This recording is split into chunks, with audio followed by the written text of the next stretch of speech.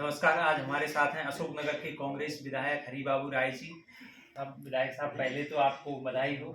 आपका बहुत बहुत धन्यवाद संजीव जी। आप काफ़ी लंबे समय तक एक अधिकारी के तौर पर रहे हैं और राजनीति में आपका वैसे अधिकारी के तौर पे देखा जाए तो कम समय था। इतने कम समय में आप पहली बार चुनाव लड़े, पहला इलेक्शन था और वो जीते, कैसे कर पाए?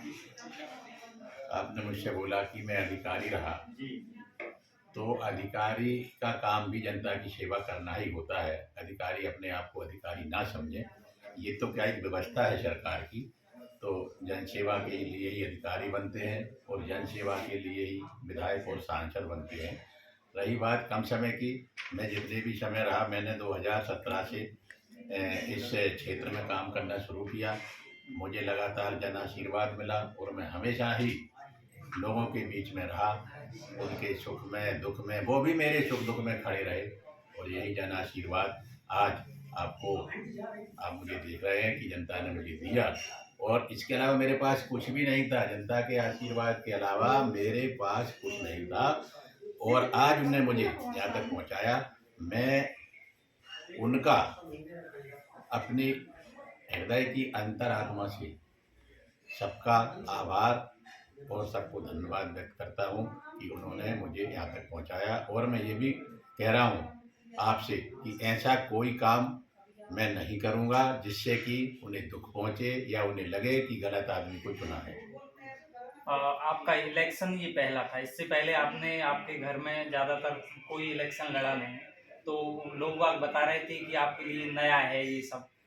तो हाँ, ये ये बात कैसे? सही है कि मैं राजनीतिक परिवार से नहीं हूँ और ना ही मेरे घर में किसी ने इलेक्शन लड़ा और ना ही मैंने लड़ा और ना ही मैं इस क्षेत्र का व्यक्ति था। मैं सामाजिक कार्यकर्ता हमेशा से रहा हूँ। मैं नौकरी में भी रहा, तब भी मैं समाज से जुड़ा रहा। समाज के लिए काम करने का मेरे मन में हमेशा इच्छा रही और जब 2013 में मैं यहाँ आया तो मैं केवल सामाजिक कार्यकर्ता के रूप में काम करता था।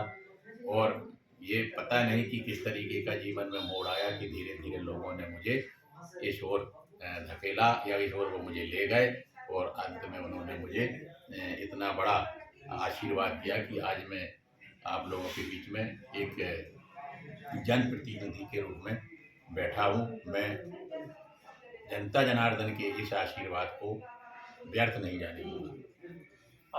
जैसे हर विधायक से हर कोई उम्मीद रखता है, तो आपकी इस क्षेत्र में क्या सबसे पहली प्राथमिकता रहेंगी? कुछ काम ऐसे रहे हैं जो हमेशा ही सोचते रहे हैं लोग कि इस बार हो जाए, क्या रहेंगे?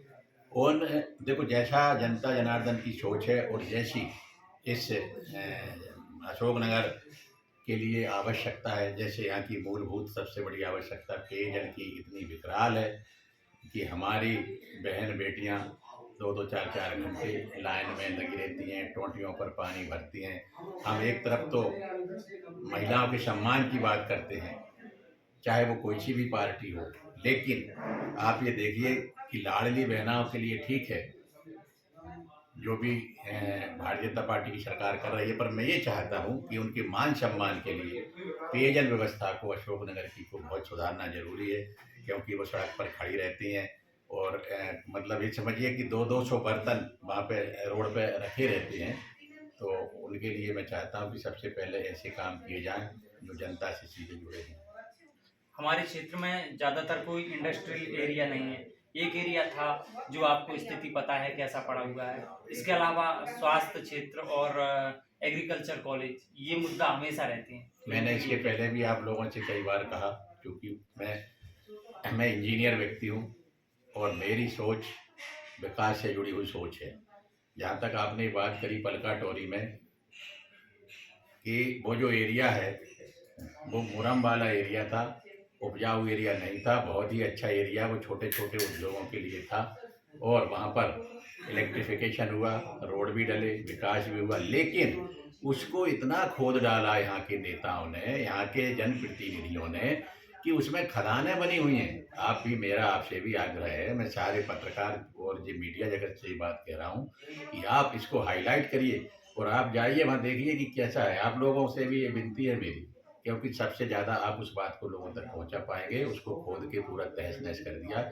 हम फिर प्रयास करेंगे कि उसमें जो बेरोजगार युवा हैं उनके लिए भूखंडों का आवंटन हो, छोटे छोटे लघु उद्योग वो लगा सकें। और हम सरकार से अपील करेंगे, सरकार से निवेदन करेंगे वो बैंकों के साथ मिलकर के उन्हें लोन की व्यवस्था कराएं और छोटे छोटे उद्योग धंधे स्थापित करके हमारे क्षेत्र के लोगों को रोजगार के साधन उपलब्ध कराएं। स्वास्थ्य क्षेत्र में क्या काम किए जाएंगे? मेडिकल कॉलेज वगैरह की मांग रखी जाएगी? मेडिकल कॉलेज की मांग यहाँ बहुत पहले चली आ रही है।